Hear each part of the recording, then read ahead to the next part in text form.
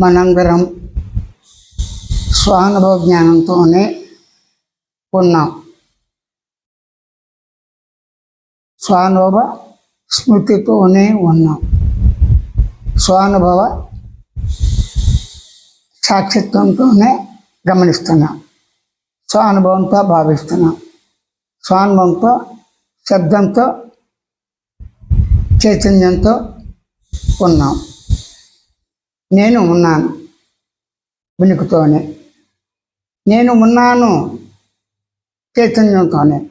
నేను ఉన్నాను గమనించే లక్ష్యంతో, గుర్తించే లక్ష్యంతో, తెలుసుకునే లక్ష్యంతో, శబ్దంతో, భావంతో ఉన్నాను అని ప్రతి వారికి సహజంగా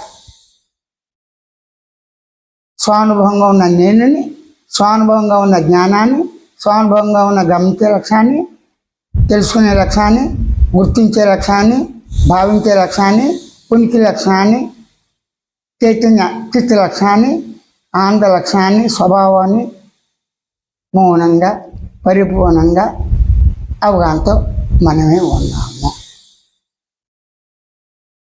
ఇది సహజంగా అందరికీ సహజమే. సహజంగా ఉన్న వాటిని వెతకవలసిన పని లేదు.